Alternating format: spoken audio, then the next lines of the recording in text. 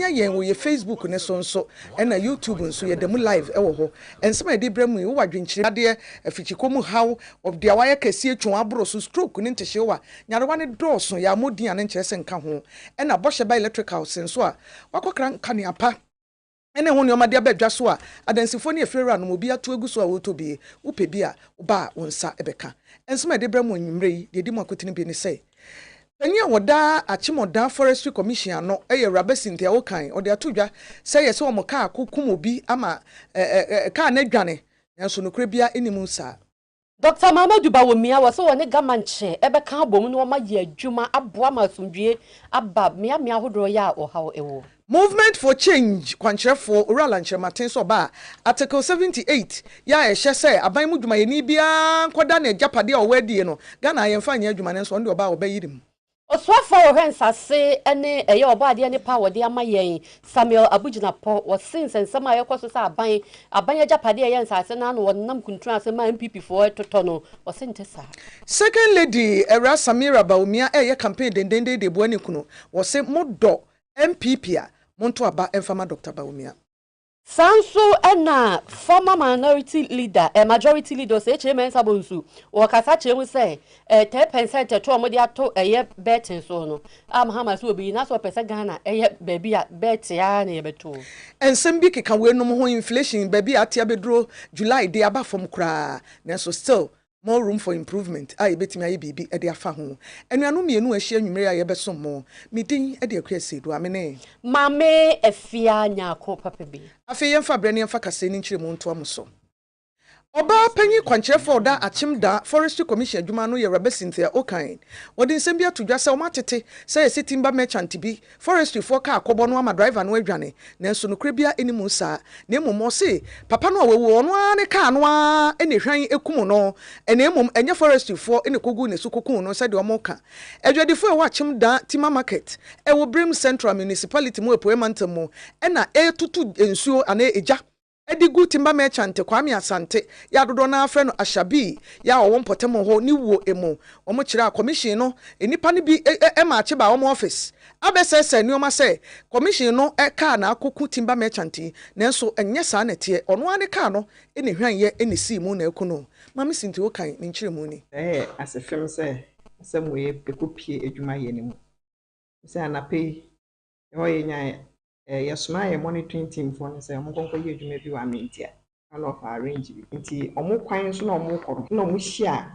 car bi ba full speed in the opposite direction nti no omo kire ko say overtake two cars running into them nti omo mu si ko fom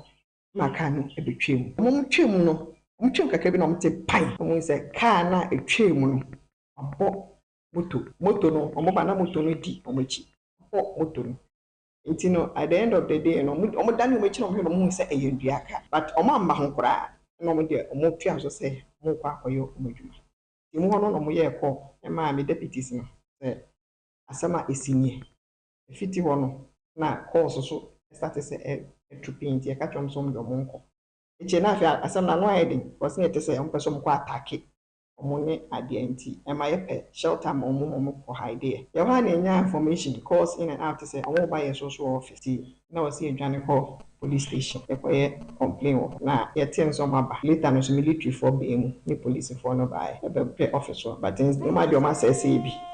ha office no ma papa glasses no guys no ma papa ni ade nti no de esi no nti ne kan si so pi say enye ye car e na boy ye up timba car no lamba no de kwa ndua no ono na bo moto no but nye forestry na ekoye minim de na wo mo adwin e bia ye ekwa edwon ba madwin wo say ye ta wo so ana say wo nti na ye ekwa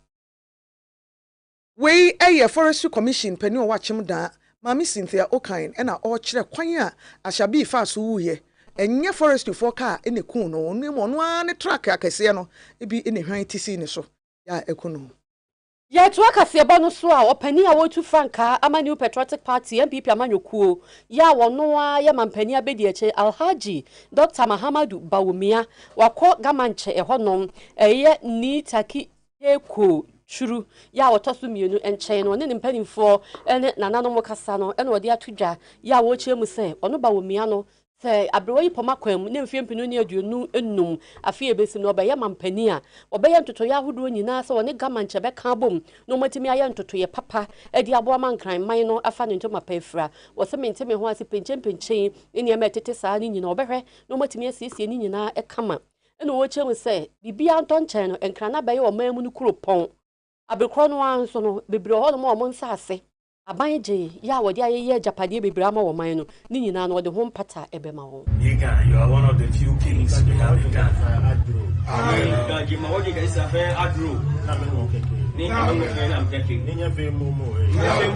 There are many chiefs, but very few kings. The Ghana state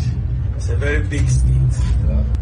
So when I see the symbol of the elephant, it tells me that it's a very big state. I'm so happy, as I said, to be here. You are my father. I live on your lands. I know that the Ghana state has offered Ghana so much, being the capital, hosted all of us from all parts of Ghana. And I know that there are costs as well as benefits. And I am very aware of the many costs that have happened to the Ghana state as a result of you hosting the capital here. I want to assure you that if by the grace of God I become president, I'm going to work very closely with you. And we are going to write. Thank you very much. I wish you long life and good health so that we'll work together. God bless you.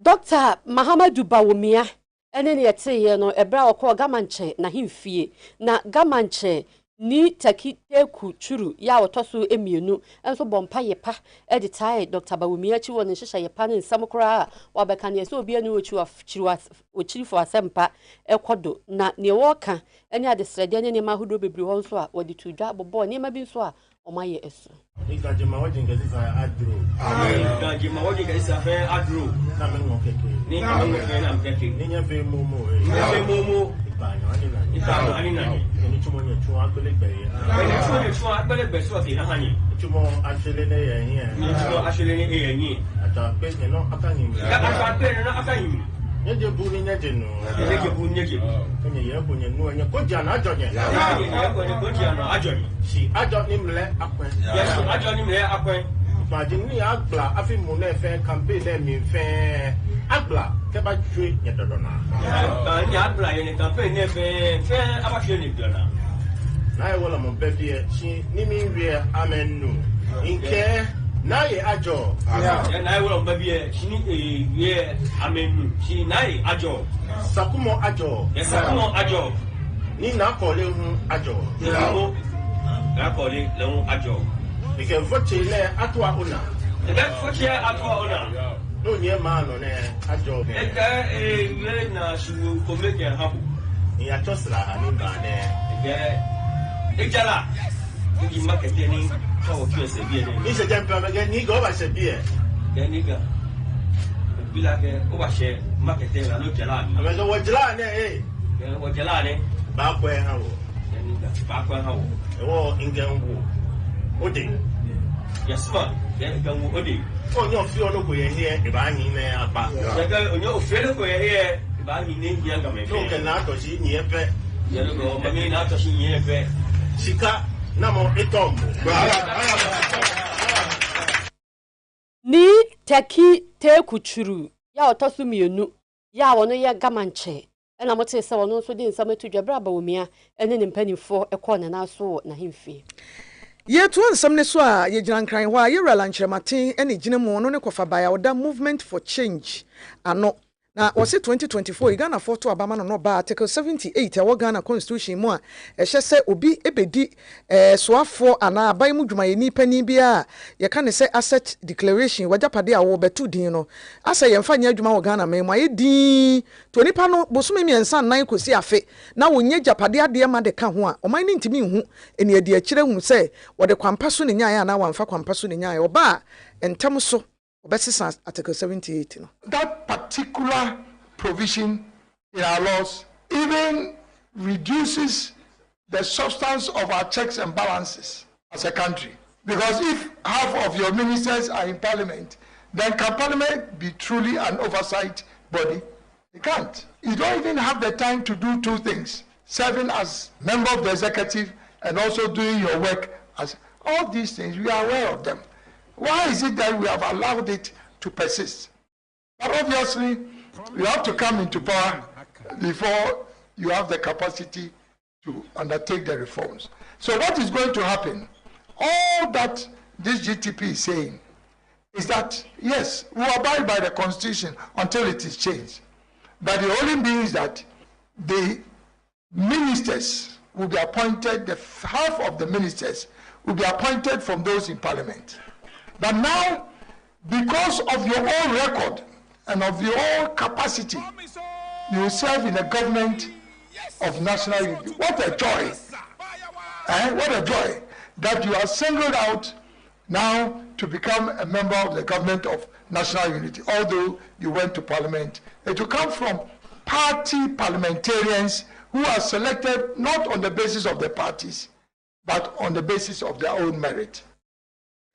Na ode no ekogu ye no na woto aso se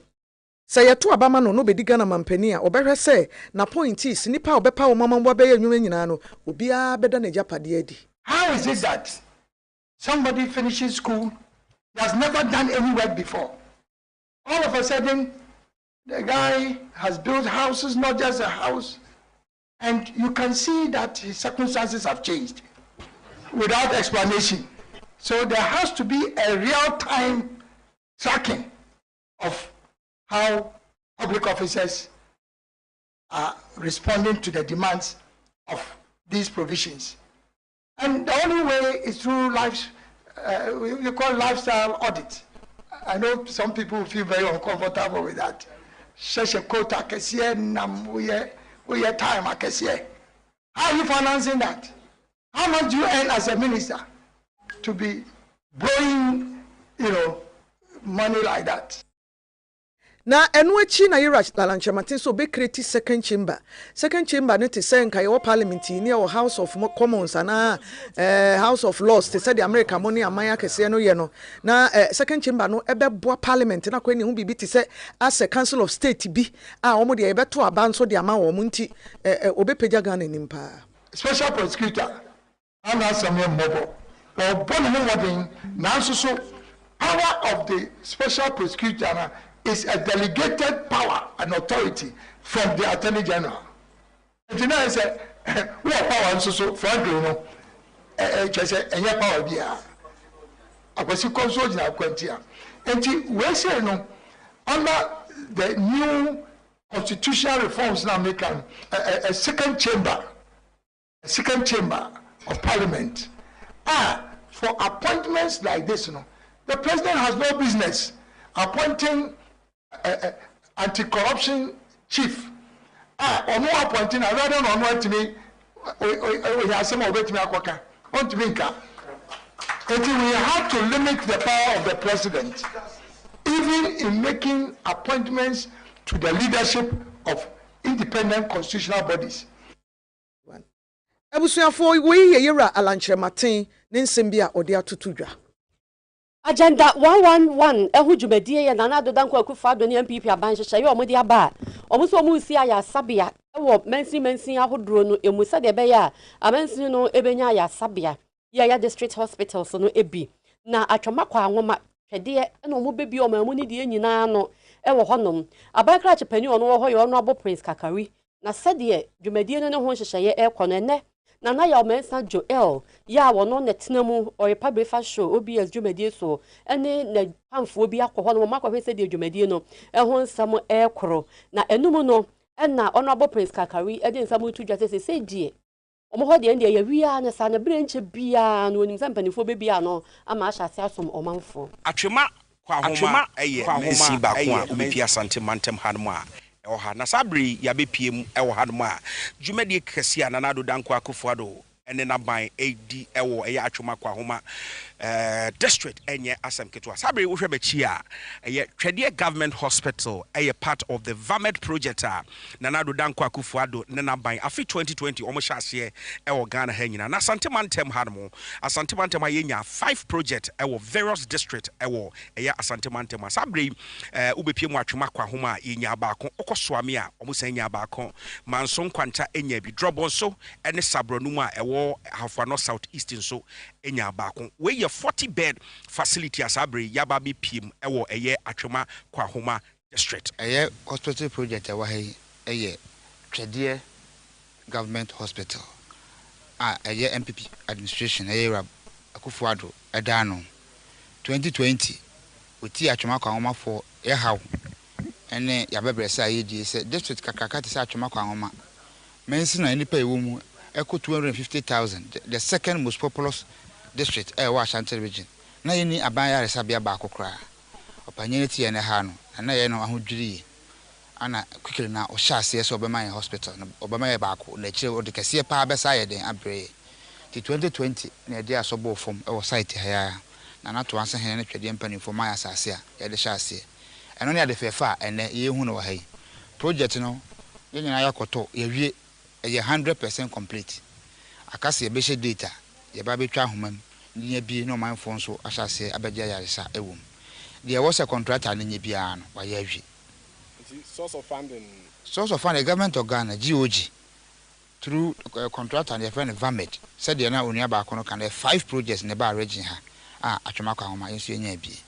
nti Ghana fo ene atiefo amotie nyina no anwamade Nyarko Akufuado timi ye na ebini we na edi kan hyase we 40 bed capacity hospital mortuary theater nyina ewo hase na kase pa no so de ya agenda 111 opanyi kura de say eni kwase meka wo hwe free ne so number 3 number 2 number 1 tabu hwidiem jeche adunwa maase Twede fuase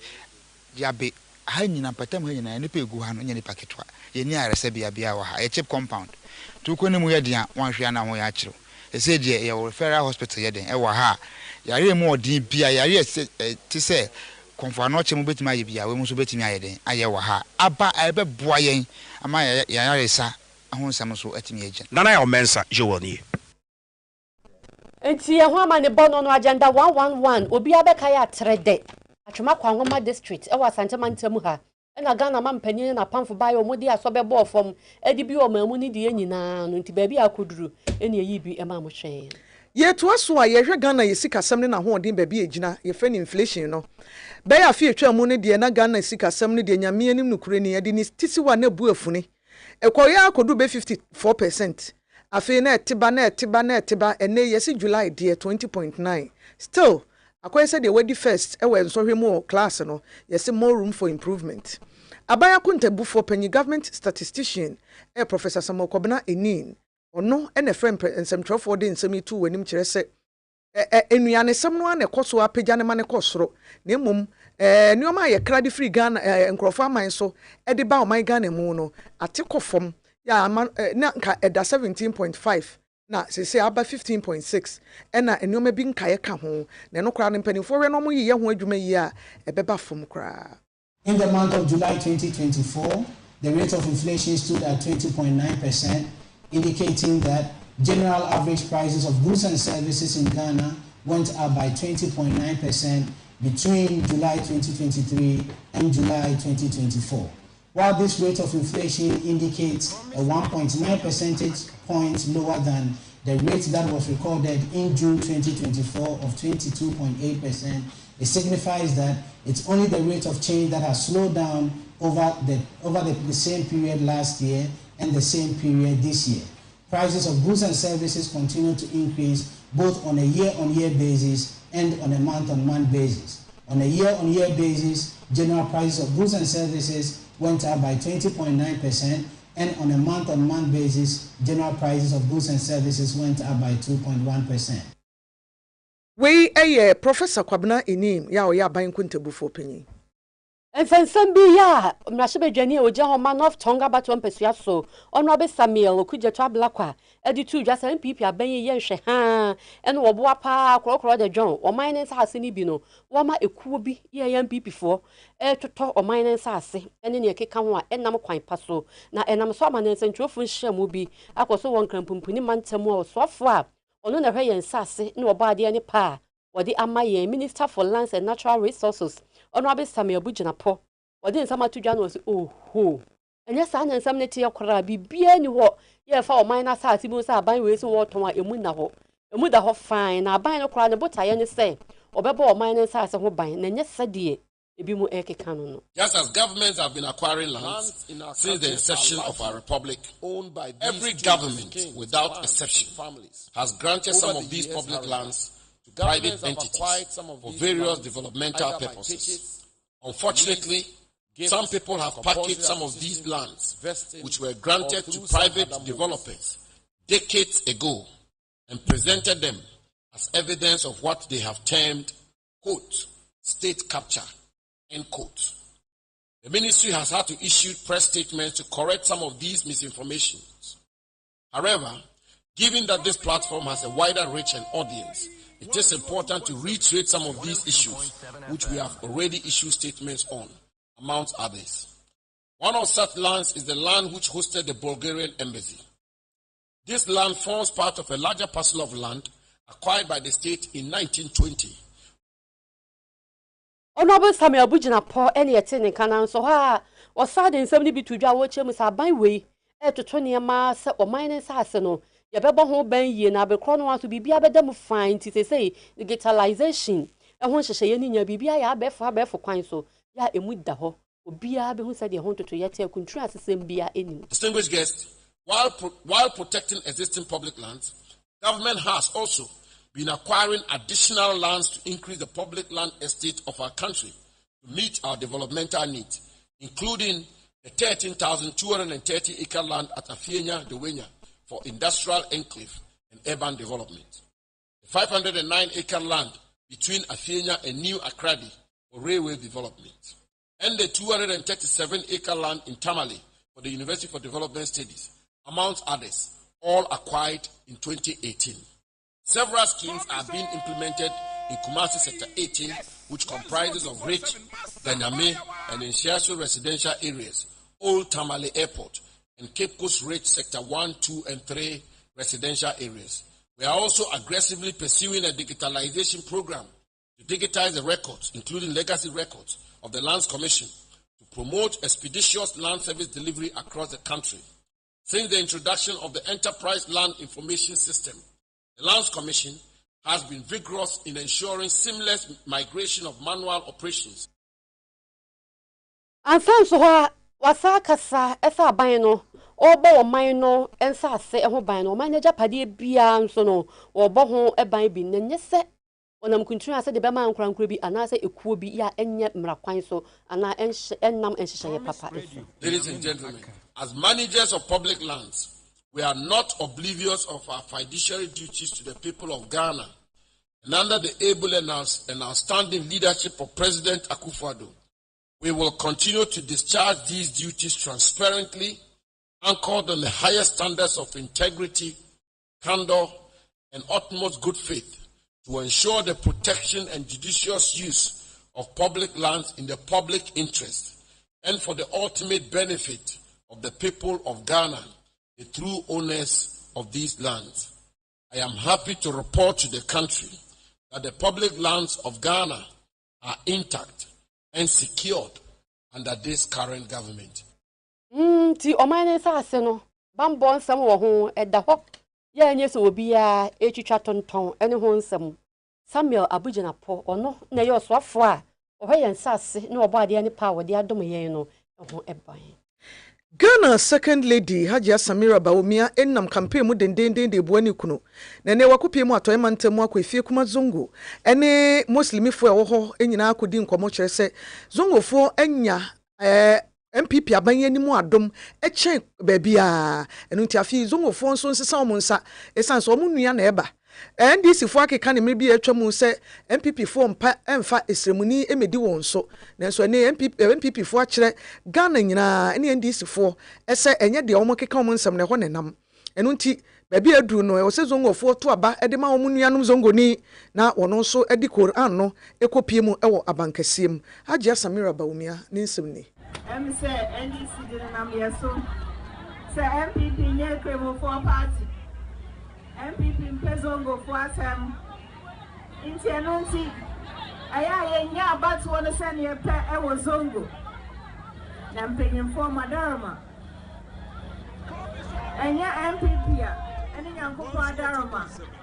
Kakemonia be the vice president ana Kakemonia be the vice president ana and the MPP nankasa so eni Nyarko adarama the isn't in law and the MPP adarama and then when you are Bema Moba ye BPR Alaji Dr. Mahmoud Bawumia inshallah will be the next president of the Republic of Ghana. Haji Samira Bawumia enono na woduri oyiwie na MPP parliamentary candidate owo Efia constituency lawyer Isaac Maame Nyarko ono so ehye boso obeye dwumaden wanya kura no 70% obenya ma Dr. Bawumia na ono so agi seat no ana watoa so na odi akonkunimdiem. Western region has been one of the strong places MPP contribute in every electoral victory. Now after 2000 the Juba Western region here are contributing. Now after a fear president team the Mapreno now after in there baby I hear to ya a fear ya bomb there ya MPP now ya boy Dr. Bawumia now we buy the next president of the Republican. Now, Osada here with the say no, Yaya Crado as a region and as a fear constituency. There the numbers are a bit matter. You the Baba Bebua. Now you break 80. Yes, Dr. Bawumia Bon, the fear constituency. Yes, Dr. Bawumia Bon. Yanda Lopa, Yanda area bay, Yanda Enupri, Papim da Efia, Yabama Dr. Bawumia. Not less than 70% of voted polling voters in the fair constituency. We de call so ewo Efia ewo atoymantam bra Haji Samira Bawumia call campaign ewo ho. Ewo mampani dada ya wonu tu Frank ama National Democratic Congress NDC Amanyɔkuo John Dramani Mahama ntu abomu ane ne nsama wo kekamu no ene wode nsama tu dwa ewo UPSC ebra omoye Ghanaian Youth Forum ene wode nsama tu dwa wo cheche mu a ede besi se bet ho hyehye no ye tax na se to 10% ye MPP abade ato sports bet ho no oba obeyi afiri ho na enam sanse me odi tu dwa no ama majority leader ankane de no no ejina honom emma dom dodo no womrahye fie mu ono abo se chairman sabonsu se si aye KaseƐ oyemrahye bedwani wo so am constituency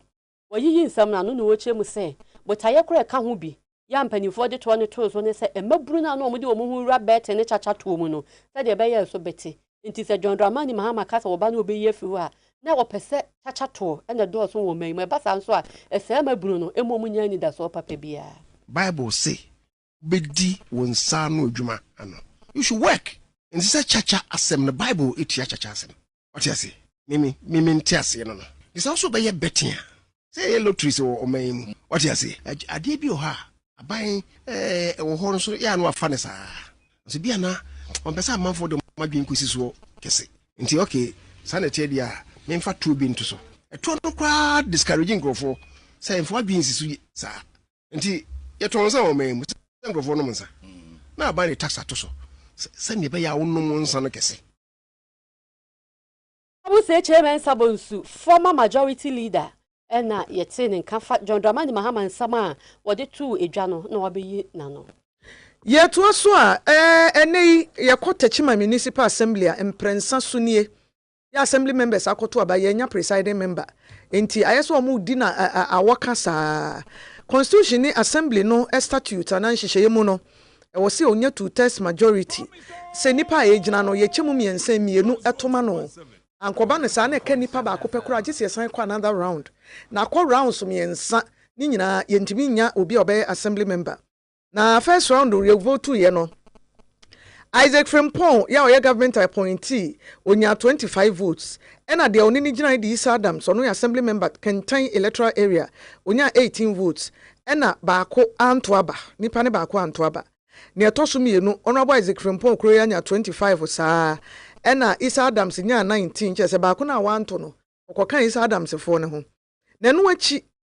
ɛna amanebɔ owura Benjamin Yaw Otijako Techima municipal chief executive eche se eha no kɔnabra no die ne dɔɔso assembly ni ntimi ntwɛn ɔmo to ne ntam na adwuma nkoso yɛto aba no mpre no ne nyinaa no yɛntumi anya obi a obenya 75% na ɛsɛ ɛma ne bɛyɛ presiding member nti ɛnɛ nso a ɛka ho ma yɛda maako mmiɛnsa a yɛaba meeting na yɛato aba mpre nsia yɛanya presiding member na yɛ how ɛde ma assembly ɛyɛ ade a ɛyɛ meyɛ bebree basɛ bio kabema menka bi ɛnhyehyɛeɛ ma ho kwan sɛ sɛ yɛto aba no nipa a dodoɔ no bɛka sɛ yɛmfa ma no no ɛna yɛrebɛma no me say yakoto baako a candidate baako nya 25 baako nya 18 say kyerɛ sɛ dodo na awɔ saa nipa no afa enti no bosome miɛnsa pɛ wɔyɛ nimi de bɛn paa ne presiding member bɛba na obitumi ayɛ abro so a ɛma wontumi enya utumi bi a wopɛ ɔkyena na ugina ɛno so edi tachman hwambɔ te sɛ yewe enti no yɛn man ba paa yɛyɛ no edba bi a na yɛ questionable nipa a yɛgyina banamu a yɛba assembly ha no yɛn kan wo sɛ nyɛ obi atumi na ɔde aba ha ɛyɛ ankra bɛ wɔyɛ mpɛsua so na ma yɛtumi na enu achi na MCE extra assembly members no se wo mo nwi tachiman ene ne mpuntuo ho na wo mo nyai manso se mentuma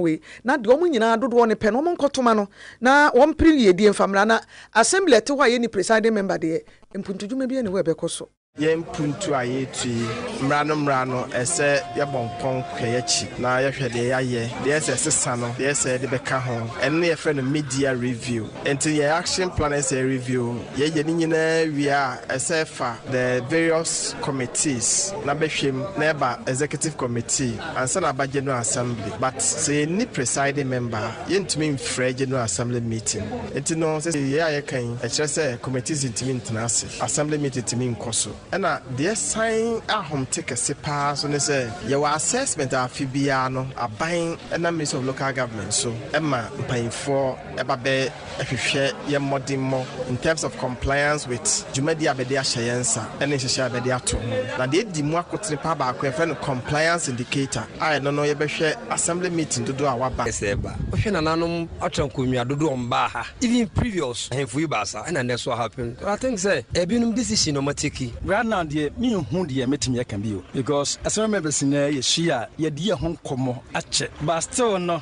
ɛbɛfa nsa sɛ aborɔ but we are not here for our own interest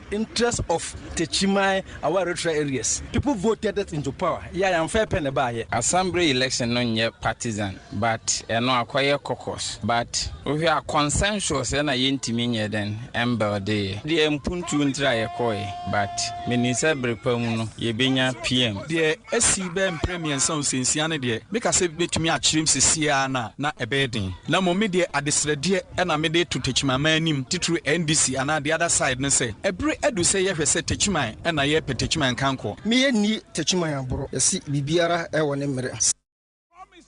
we nkomo a akoso ewo Techima municipal assembly emu nipa hiamoa eyekura won Kranza North constituency ewo bono epoye mantam emu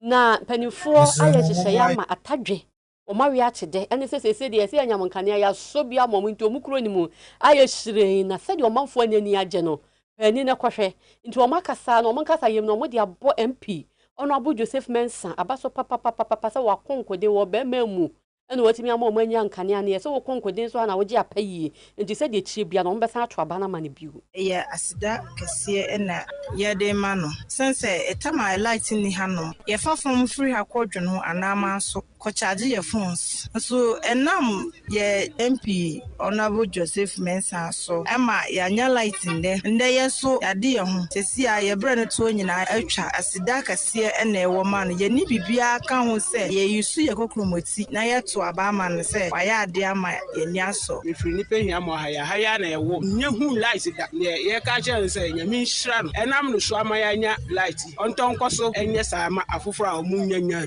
se bibia ebetimi aton nsuo drink bia epeme ya se betimi aton bi tama na light ni ha no yentimi nya hwe wo krom ha eni hwe ye se light aba na so benya adwuma aye afa light no mara na ni light how de na wo bi bere na me yankora o so ra ball kora ji se bo ko jono ho no man so na jiro mo ko ball ana jo da na se ko charge phone ko so be wona se na mo fu krom aba to ne de light aba ha yi ni se yankora no so de nyina so beti da Joseph Mensah se so what my amaya fa se nya na ban na tisu je so de obotuma force bi a watuma force amaya tuma ya light anya susu kura wo ha hia yi ono so ne papa be sma ba ban mu na obotuma bo na de putu aka otimi ye fa na otimi ye no fu wan amaya nipa hia mwa kromfo kroma no na mo te se wani age saa no na Honorable Joseph Mensah ya wono ye Nkranza North constituency ma hye bedwani enso e kire se emfa ho ni nipa hia mwa ne ba bi e wo so wo bia nya nyamakane enti na ne fam de a obetumi aye e de aboa wo mo eno no ene wo kire se ho ka no twa bi na ban so e fa bi na me ya summary mai na nipa hia mwa e hye mase 98 sane a modin etie no obu hia mwa ampa na bra ne bonto an ye se eto aba mame a ban bia mefa so a nipa hia mwa benya enkane a mefa so high tension enam kuyi mu enso enkane a eni ha na so ma the parliament no tuhu na mo sa minister sa anamon ben na etu afa kwanya mo aho se be ya omoso ebenya enkane a ya ekoba ene se na Rogers ya eda issue no abamu no na nipa hia mo enka ho enso tu anamon bebire e ma yeko atom nipa hia mo eka ho na mission ye se betimi afa solution course no dia omba boa me ma ya akade a edibeye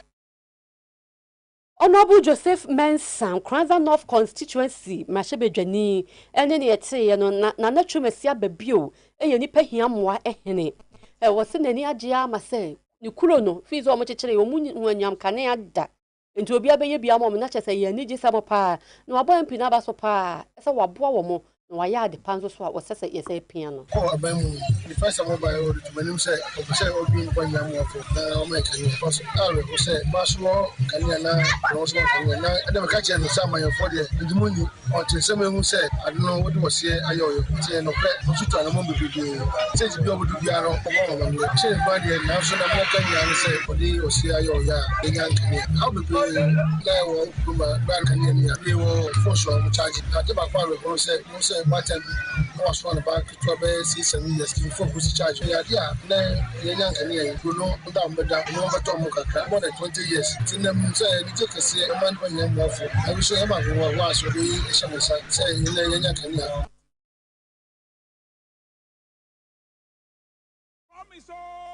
ene ayeti ye eye na natwemasi ababio nipa hia mwa ehene e won Nkranza North constituency ye ko Ghana Parliament na ene mampani aboni pa mienu bi din se afọ nko Supreme Court no mko ya temuafo emu ba ko ye Justice Sophia Rosetta Benasco esa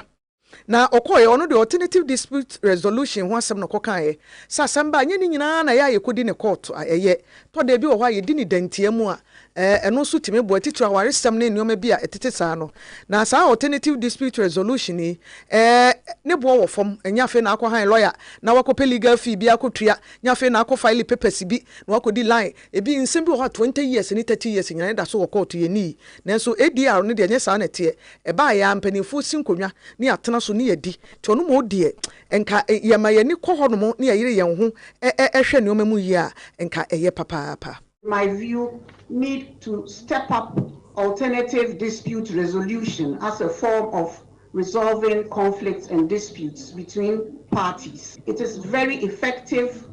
and it is less expensive. It's done in an informal environment and it's generally a win-win situation. Many litigants and sometimes lawyers are not eager to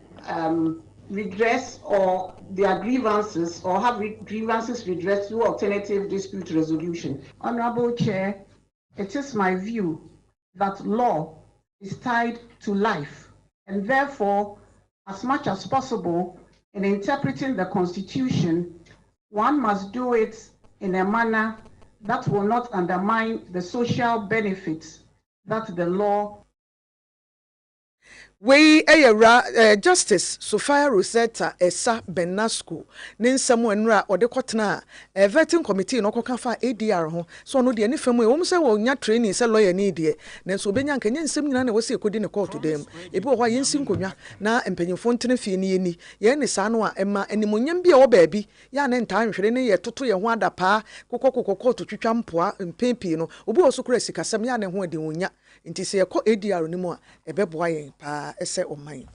John Dramani Bahama ya onu tu frank ama NDC amanyokuo abekasa no ochemu sese ye to oba ne ma no obeye mampani a obesa hanya mu no waye hwehwemu afada ache bondo ye foto a ne ye bo ato wode abo anwumasua emu 4 billion Ghana cedis ya Dr. Matthew Opoku Prempe ebra no oyo so afọ hwe anwumasua nsam so no esisika no wantoto ho ne emayi kura ya wo ma yusu ano mo de edi dwuma bi no so bahwehwemu pa na se ho so bo obi a emra no ene ne bedi sede etie. This person who is the running mate to Baumia was the Minister of Education. He brought a bond to Parliament called the Dachi Bond. It has led to a collateralization of the GET Fund. So this year, total receipts from the GET Fund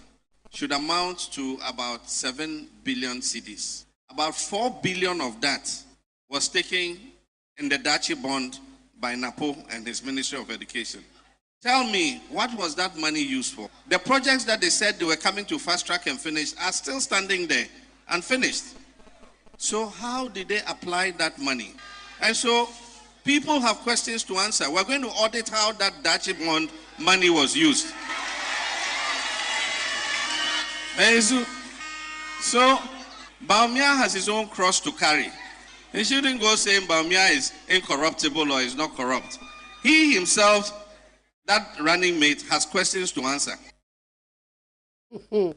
he said the all can say, but when me answer, ya dan ya ono so won se misebia, obeyi ya no e de aches ono be ya mampania. Na anso ho a wasaka sa achirem ese ne hyehyɛ ya wo so wo de ba. Ese obi kosua pon a afie di kan ye level 100 no. School fees obetua ni school ho ka bi aban ne befa no ye bi mo ka se ema so enye ye ene ntumi nya wa chechirem kwa obefa so obeye no ni senti a wo hye sahabo no. The president a few years ago, his travel budget for traveling in 9 months amounted to 69 million Ghana cedis. They held one cabinet retreat at the presidency, one cabinet retreat. You know how much it cost? It cost almost 5 million Ghana cedis. There is so much waste in the system. And even if you look at the Office of President budget alone, you'll be able to cut to raise enough money to pay fees, academic facility user fees for all level 100 students. John Drabani Mahama Sremu Sejata, Ghana Mampani da wono a ena ejina premier mampani akonwa ama NDC amanyuku. Ye to aso akoso home constituency.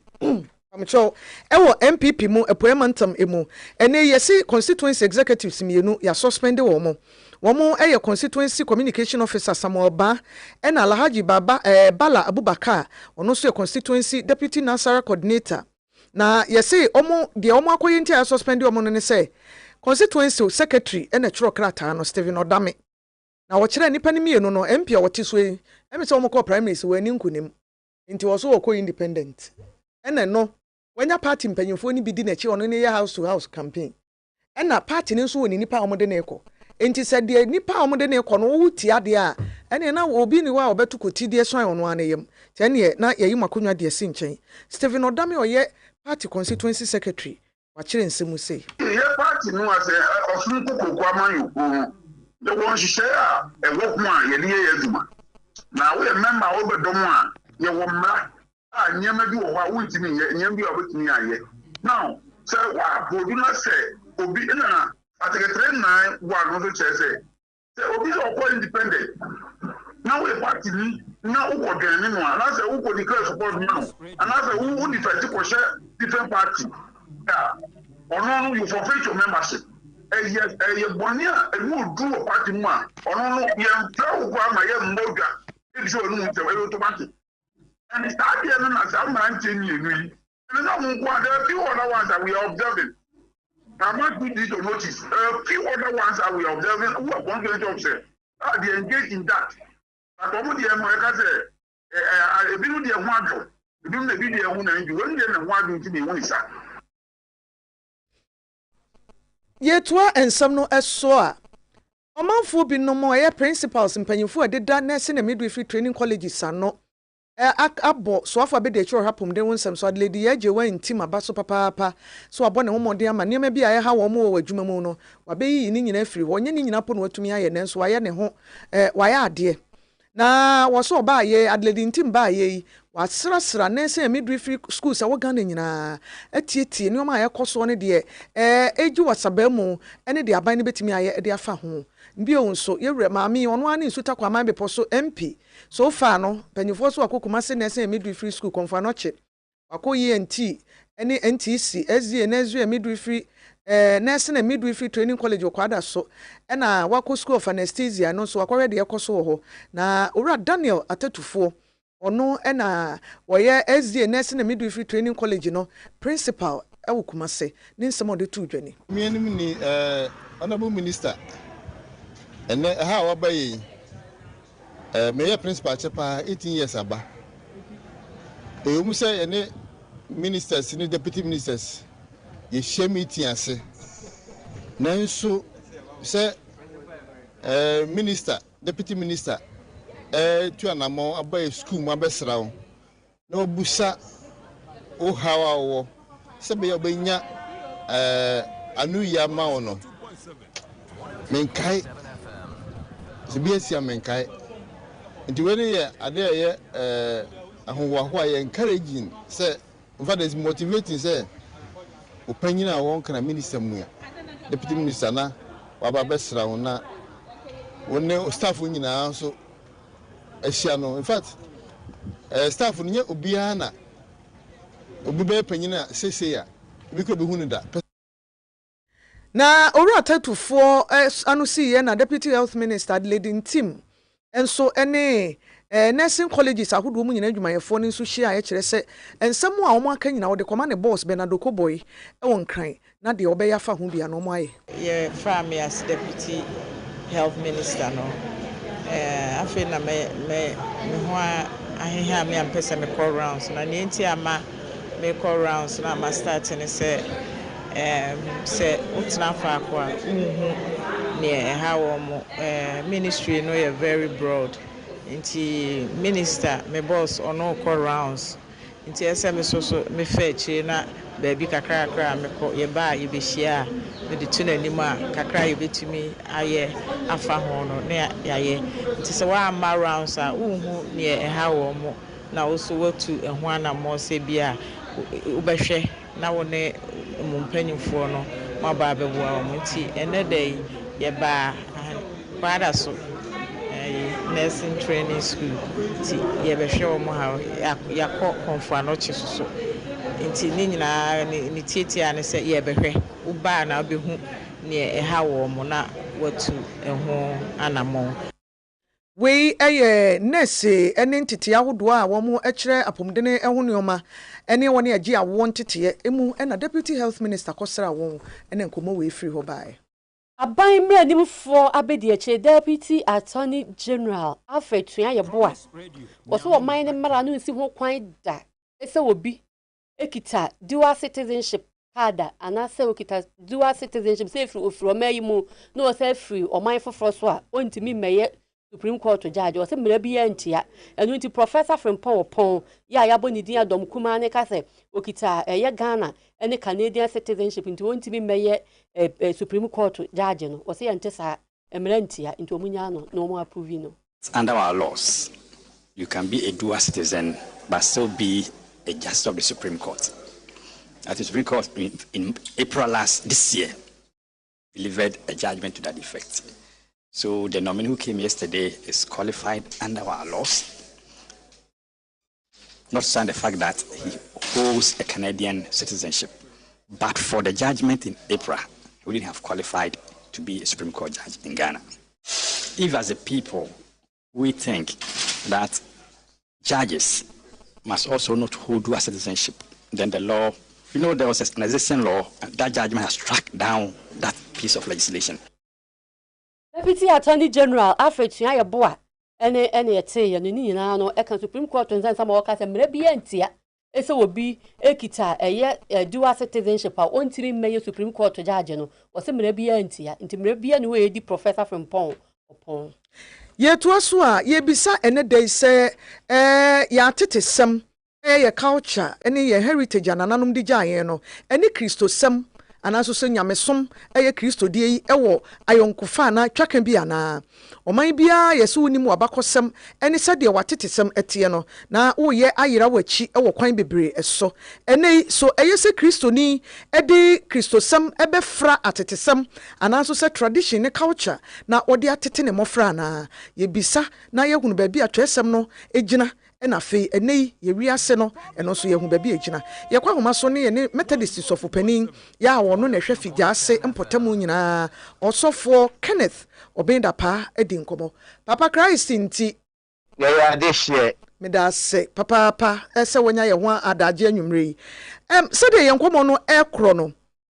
Kristosum ene culture mintimi nka ne say ye mama musum esan se ye yamamre ne yamane saa de mienu ne wotwaka yo mini aba medase me chia matiefo nyina megidi se wani wotwaka bibre esan se yewu obi atu amamre mu yewu wa wo da mamre mu edi e de be mawo duane a obedie eni a obesi afra won tuma wata de hye ni nyina ya amamre eninti yewu obi atu amamre mu Kristo sum enti amamre bebre ebi wo ho a ya mamre no akoye abosum fem ni ade de Kristo sum ti anti obi beka say Kristo sum is for culture, it is also against culture. Enti amamra ya eni Kristo sum mo ebra ne de Kristo sum gitum memu amamra ya bia etia Bible chire no eno na Kristo sum enyintum enti meka say eni wo twaka memu ejina semi amamre ni sitie Odaroma amamre Kristosum ene ni wotwaka ne ebi ne sen yamane ne yamamre ne doso sade wo fiti ase o kan ye didie ye kasa ya hu siesie ene sade ye ni o manyina kan yamamre ne hu bi de ahi na ni Kristosum eni twaka me da ase ye mfa ne se ye na no mo sum abosom but no Kristosum ma ho kwan saa se Bible ne se ma nyanyame miyenu eninti ye saa ye nananom sum abosom nti ye se ye ndie ye beso Yehowa nti se oba ye Kristo ni a eye abosomsom bibi ti saa enya dia obedi akiri sebe ene yi LGBTQ ho anwa ya abai ya ebisi ma timi ware ma timi ware ni ade ya mamre se ye Ghana fo kura etia eno so Kristosum etia so so ena ebiti se aware ya mamre ni amanie mu no se akanfo otimi be ma timi ware miensa otimi ware nan na so Kristosum se obema nya na yire na oba so nya ni kun enti niema bi saa no ena Kristosum etia Papa o Kristo ni mapa otimi di hene ana odi hima ma ne yeye adenti na wontimi ne hene ma ne yeye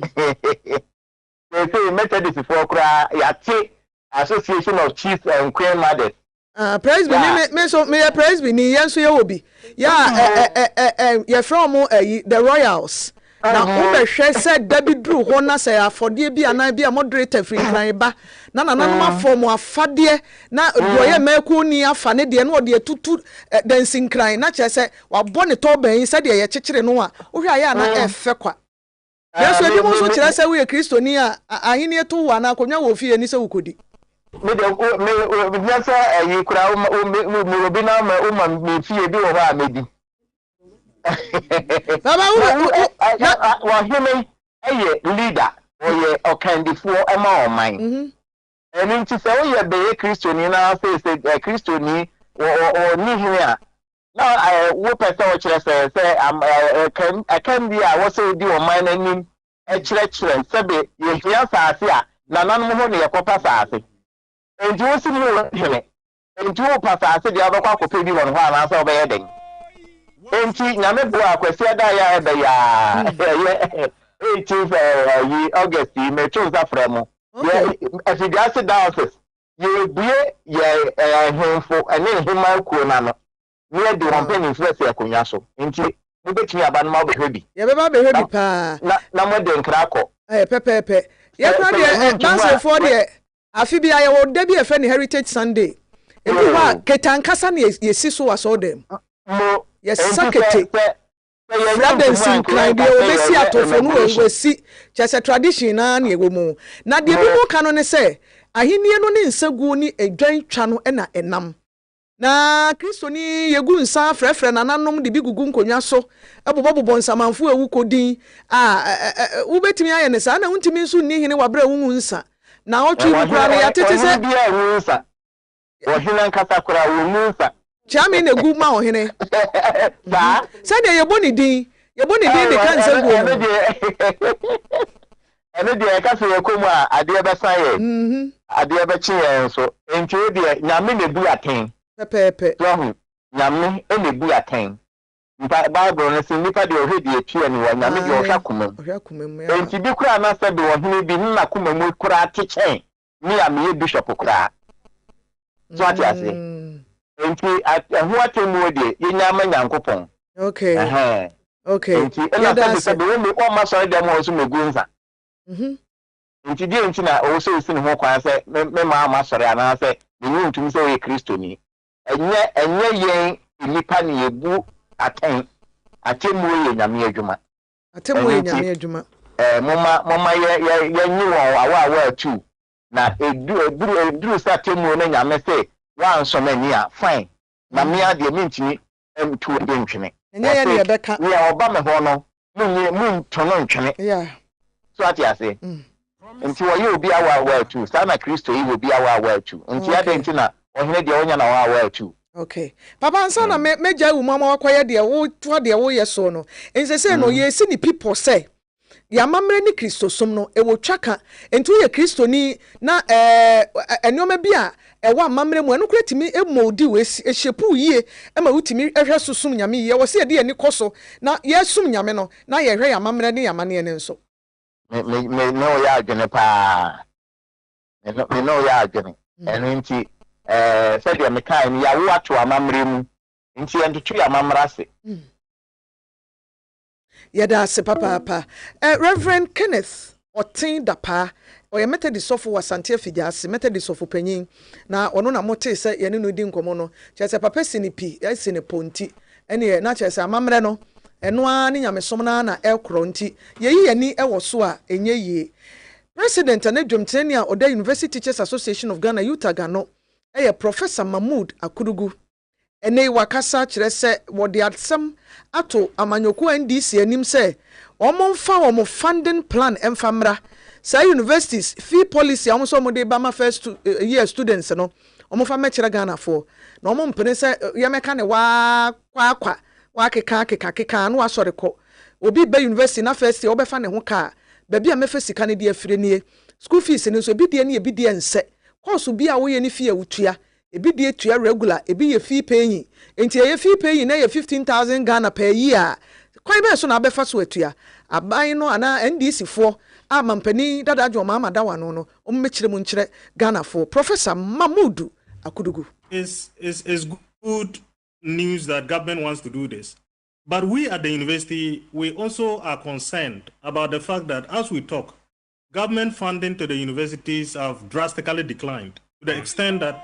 only salaries that are being paid. Universities are supposed to pay their fee, electricity, utility bills, and all the rest of the things. And so, if you are proposing a policy of this nature, and there is no provisions for infrastructure and the rest of it, at the end of the day, the students come and they have no place to sit. What happens? We any Professor Mahmoud Akudugu or say Mampeni Dadajo Mahama or Mechanism wonko. Also bechirim baby obenye sikani dia free obechiche mu akwara akoro ni kowia o say wu remu ani hia nto aso ani so hia pa na be ko first year wie ne free second year ko wenye second tria na san betene fia eno attempted degrees and eno so ni wen and even attempted degree isa na ni ye no ukoya na sa wo bae won't ya say abusuafo ye da ye ho abade ama no ne nsam awie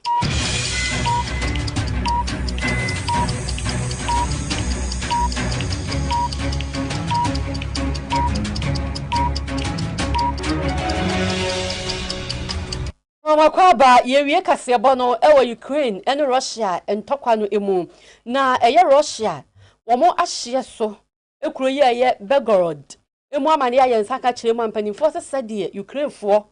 enam drone so etoto akode de kɔ hɔ no no sese de hwehwe pa ena akita womo wɔ hɔ enam so ma eye manso afa na amana do ya wono wɔ hɔ ede to mampani Vladimir Putin anim esenke betumi a onye eye state of emergency ni bi hwehwe kita wo manfo na atemamufo ya wo mo ewo ho na ni kire mu ya wo de ba ne se wo si drones nko a mako wa ha ni dunso na eye Russia abaya na se bambofo atimi atete no atete atofom a ni nyina no ye awudie anase abonefo sama na Ukraine fo edi ebedi ewo mpatamo ye ko Thailand memwe ho ne ye ko wie KaseƐ no kra ye se nei omo prime minister mansoafo pani Sreta Tavisen omo ahye ne so nko fie ya pam no esan se the cabinet lawyer bia na member bia ya jailing ne pen wako prison no no akofa na be cabinet minister eno mo se ye no ane se na ame ne nipa ni nam Thailand men no masan o masa ex convict ya ono akoda prison aba no ono no wakoyi no se o medi soafo emra cabinet mu na o mampani anama soafo Sreta yi wadi mfie du osiem ye no 62 na mfie be ye dunum ne ono ne prime minister tosom yensa o mo apamo no omo de omo mpensanfo betena so na ya obekwa mafoforo aba we omo se wo so opachew nanka opachew o so feel sorry pa na so omo se no ye de otena so a enye ye wabu oman ne kura nimtia enye fe wagu ye ho fi pepepe wagu ye ho fi entiko na foforo mra omo de uba na wa ni ule mu a akire ni akire wo ni ama efu ni ama efu pa ayofe nani ama na abano nya nani mo ti dia meka ma kata nani mo nani ama no na we nani ama na type de yin bia we anya ni na ye dabadaba ni bia we say ni bia we say dabadaba we ya twetwe pa abusian for ye pon ma mu fi Maame Nyarko we ya twetwe Korea sam Jimmy Cliff Joseph Amwaten oba papa Priscilla Shabati ni DJ Mo ebe studio be boy ye midi e de Maame Efia Nyarko papa bi na afi Akua esedo aye de mu nyina ase ema mu ne ehwe ne tie nyame ya dom akina e da foforo de mu nyina ase